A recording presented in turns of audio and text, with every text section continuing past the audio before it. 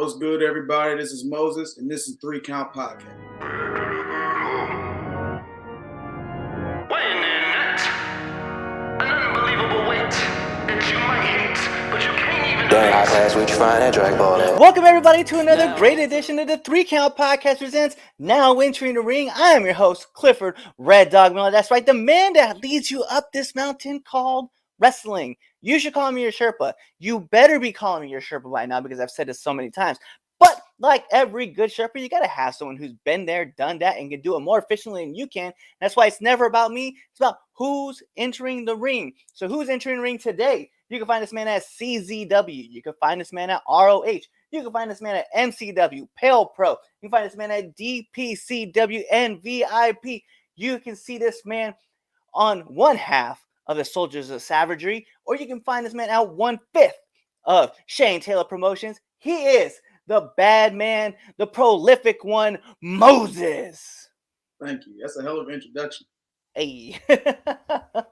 Man, so thank you for coming on our show, man. Oh, you're welcome. Thank you for having me.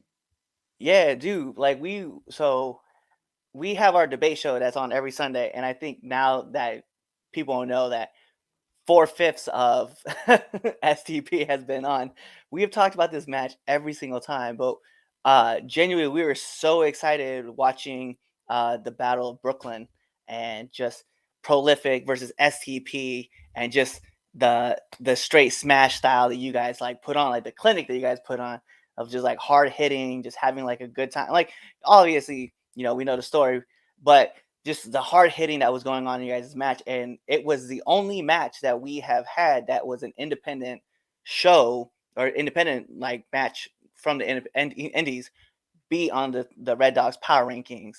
And we were blown away with it. And I know Chaz and myself and Prince McAvoy, we talk about the match every time we get a chance. Oh, thank you, man. What's crazy is we really did that match on little sleep. Shane, Khan, and I worked down in Texas the night before. And by the time the show was over and selling merch and then getting up for early flight, I think we had like 2 hours max. Then get on the plane, fly to Baltimore, then have the 4-hour drive up to New York, get there, then do the match. Like it was, I can only imagine what that match would have been like if we had some rest. Yo, I would have never guessed that, man, because it's just the way you guys all looked in the ring. It just looked so fluid. It looked like it was meant to be. Like, I've talked to Tyree on the opposite side and just asked him about the match too, and he was telling me stuff about it. So, like, just seeing all you guys like interact in the story that you guys are being told, man, like, I can't wait to see y'all run that back and just see like how it looks the second time around. Same. Bet, man. So, question I always ask everybody whenever they jump on, right? So, my first question is going to hit is, who is Moses? Moses is a work in progress. I would say at this point, I can't say that I was like raised in the church, but around middle school, high school was when my mom got me heavily into the church. So the church has a lot of like influence in my life and just beliefs, thus Moses, but like my name was Malcolm Moses, but the powers that be in Ring of Honor felt like that was just a lot to say, or a lot to put in a lower third, which makes sense when you're on TV. If you have like Khan's full name, my full name, and Soldiers of Savagery, your font's going to be pretty small. So then that's what just dropped to Moses, which I was cool with, and I'm actually like thinking of some ideas for it. But yeah, heavily involved in the church. I love to run my mouth. I like to say like my bite is big as my bark. I'm a big guy, but I like to fly, which is crazy because I'm scared of heights. But I am. I don't like heights, but for some reason I have no problem jumping off of a rope or top rope or something like that. I don't really have fears in the ring, which is crazy because there's a lot of scary stuff that could happen. But for all the time that I put into it, it's kind of just like, what are you gonna be fearful of? This is what you wanted to do, so go in there and do it. Um, I am a person who I'm very passionate about what I do. I care about the people that I care about. I care about wrestling. I care about the business. Um, but as far as like who is Moses in 2022, I honestly just have to say the question mark. Um, I feel a shift. I feel I guess if we want to talk Pokemon, evolve. I wouldn't say it'd be my final phase, but there's an evolution happening. And I'm patiently waiting to see what I can become. I feel like I feel like that's a lot of people like when they're in the sport, right? Like they all like want to like grow into different forms and stuff that and different like characters within themselves, but to like also expand that out. I know like even for me, just starting off as like you're like a soldier type character and very militaristic, stoic, right? Like people were getting behind the gimmick, but not to the point where I was feeling it because I just didn't feel like it was connecting with myself. And even like all my close friends would say the same thing that I wasn't connecting with anybody else. And so I decided to make a change and to just be more like who I am. And kind of, you said it best. I like to talk shit like while I'm in the ring. And I make it very apparent that I am talking a lot of shit. But it's crazy to think like just for me, I've only been in for just like under 2 years. So just for me to have like the idea like, hey man, like I gotta change this up and make it work. Like just like how you're saying, like you're looking for that evolution step and you're looking for that next Mozamon, if you might want to say. I definitely appreciate like the fact that you're like open and honest about saying, hey, like I feel the changes are coming and they're going to come. Absolutely. So I'm curious, man, like what brought you into the sport? I graduated college and I came out. I was a teacher. Um, Figured out that's not what I wanted to do with my life.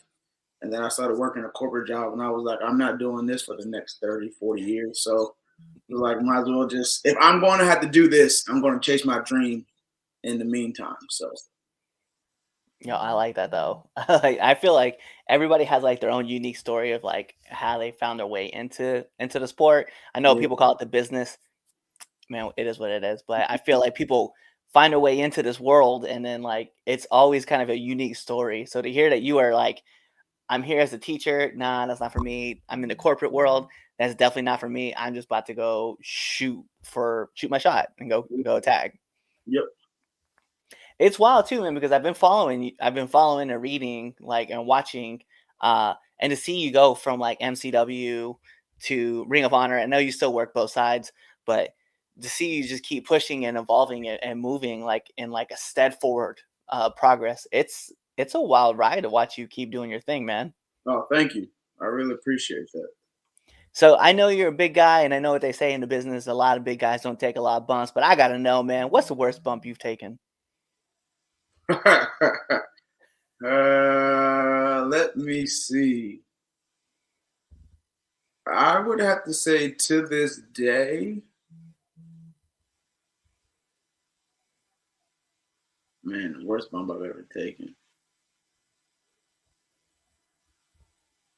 I have to say when Brian Johnson and I fell off the top rope through a table. Yeah, I could imagine that would not feel great. No, no, that wasn't a nice bump. No, I was like, did the table at least break? Yeah, table. Oh, yeah, because I've watched people like take bumps on like tables and like they don't break, and I'm just like, mm, I know all that pain. Like it hurts so much just watching you. Yeah. So I'll ask behind the scene, right? Like I'm curious, man. Like, is it true? Like right when the table breaks, at least cushions your fall a little bit, or is it just all hurt the same? Well, I can't speak for everybody, but I know I'm thankful because at 300 pounds, slow me up a half second is better than nothing. Bad. You got, So I mean, that's his physics, right? Mass, gravity. It's never good in the long run. So, yeah, I mean, at least you're not hitting terminal velocity while you're going down. Bet, man. So I'm curious though, man, like through your career so far, like who's hit you the hardest or what's the hardest you've been hit? Uh, the hardest I've been hit, I'd have to say, is hot sauce. He packs a mean clothesline, and I think it's because I'm not trying to be funny when I say it, but it might come off that way. But like, I think because he's skinny, his limbs are more aerodynamic in the air. Like I swear, I heard it whistle as it was coming, and when it hit me, I was like, "Yeah, that's what I heard." Yeah, that woke me up. Oh, I could imagine. So I'm curious, man, like I know we've talked to Shane about it. He was talking about, you know, on the West Coast it's about Good Burger or In and Out. On the East Coast it's about Smoothie King. But do you have a post match meal or post match snack that you have to have? I don't necessarily have a post match meal that I have to have because it kind of depends on where you are, and it kind of depends on what I got to do the next day. So like, I'm not gonna like pig out if I know I got to work the next day. Um, and it also depends on where I am. So like, we STP took a trip out to California back in December, and after we worked out with CT Fletcher, we went to Roscoe's. If I can go to Roscoe's Chicken and Waffles after every workout or after every match, I'd go. That's how good that place was. Oh, I'm well, okay. I just need to ask this question because I did watch that video with y'all and CT Fletcher, and I'm just curious: is it just Roscoe's, or would any meal been great after that? Probably any meal, but since like I told them, listen, this is my first time in California. This is my first time, but we're not gonna be here that long. We're going to Roscoe's, and then everybody was just like, okay, after the workout session. Man, so did you do the 1,000 rep tricep workout? No, we started with. Oh wait, no, we did the gauntlet. So Mhm. that's 200 reps on the tricep, laying Right. down. Then we did the Compton circle. I saw Then that. CT had us do a version of the tricep thing, but it was like you had to like you're going against somebody, but you had to rep on his cadence. But you also had to hold the weight when he wasn't telling you to rep, which was even worse. So, Yeah, I've followed his career for a while, man, knowing that that mm, man has had like 3 heart surgeries and like just everything that's going on with him. And finally seeing that he's like slowing down because he's like, you know what, like maybe the doctor's right after the third heart surgery. But it's so interesting to see someone like CT Fletcher like going through his workouts and then to see him pass that knowledge down and to see 5 dudes that I genuinely like watching like work to see them work out with him. I was like, I don't think this gets any better than what I'm watching. And I know watching like the Compton circle, like man, I just know like probably by like the fifth or sixth rotation, you're kind of like, you know what? No, like I'm done with this, but I have to keep going because everybody else is going. no, I told him this while I was there. I was like, I graduated college in 2012, and that was the year that he pretty much broke YouTube. And I was like, yo, it was because of your videos that I got in the gym. Like literally just watching his videos. I command you to grow. It's still your motherfucking set. Get your ass to the gym. Like, all right, all right, all right, I'm going. Like he literally through the computer screen got me going to the gym. That's and I feel like that's like a lot of people that are there. I know like for me, like I was a big Jim Sapani fan, like Mhm. myself, just like looking at his workouts and engaging with them and stuff. And then I found CT and I was like I like the way Jim coaches, but I like the way CT motivates. I was like, and Yes. C Yes. yeah, CT gets you fired up like no matter Yeah. what. So He I really. definitely I can relate to that. So I'm curious, man. What's been like one of the hardest lessons that you've had to learn since you've been in the sport? Um, time means nothing. And I mean that as in just because you have been training for 5 years doesn't mean that you're going to get an opportunity before a guy who's been training for 1 year, if that makes sense. Yeah. Sometimes people might not see a value in you, they might see a value in them. That doesn't mean that you're not good. It just means that you're not what they're looking for. But that doesn't mean that you stop pursuing. I like that. It's because I know for me, like I decided finally like to start venturing out past my first circles, and yeah, I got my first no, and I was like, damn, I was like, that's crazy. Mhm. So I can relate to that being said, man. So like to help you get over like that initial cause, right? What did you do to get over that initial like, hey, this is not what you're not what we're looking for. Um, you just can't look at it as you can't take it personal. I've read this book called The Four Agreements years ago, and one of the principles was take nothing personally. Um, and when you think about it, at the end of the day, everybody that goes to these wrestling schools or they're training, we're all fighting for our shot, right? And there's only a finite amount of spots at all these companies. Yet you have new people training every single day. Every single month there's a new class, or every however month there's new classes starting. It's another crop of guys who are now starting their pro wrestling journey. So you have this number that's constantly growing of a pool to choose from, but this number over here of spots to get, that's the staying the same. Right. So and unless there's like injuries or retirements or stuff like that, like this is still going to stay the same while this keeps getting larger and larger. And you just have to look at it like at the end of the day. I mean, yeah, it's just competition. Training is competition. That's wild, man. Because I know, like for me, I'm having technical difficulties right now, yo. But I know Well, for me, it's definitely wild because I find myself like pushing all like and like I said, I've only been doing this for like just a little over 2 years, like training wise, and I find myself like trying to grow and stuff. And I know like people always tell you like get out of your comfort zone and keep reaching out towards like everything else. It's wild because like and one thing I heard like from people like with their resumes and stuff like that, they're always like, put this in, but don't put that in. Put that in, but don't put this in, right? And it's very like you never get like a straight answer. You're always trying to find like the right medium of whatever's gonna work for you. But I know like I just recently had a discussion with a train with another promoter outside of my own normal circle. And like I was asking them, like, hey, do you have any advice for if I'm not for you, bet just let me know. I'm totally cool with that.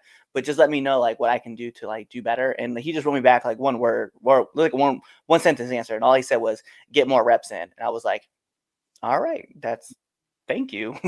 But at it's least you got a response. right, and I hear that a lot too. Like, my trainer told me too. He was like, you're not always gonna get heard. You're not always gonna get somebody talking back to you. So you need to be appreciative when someone like responds back to you.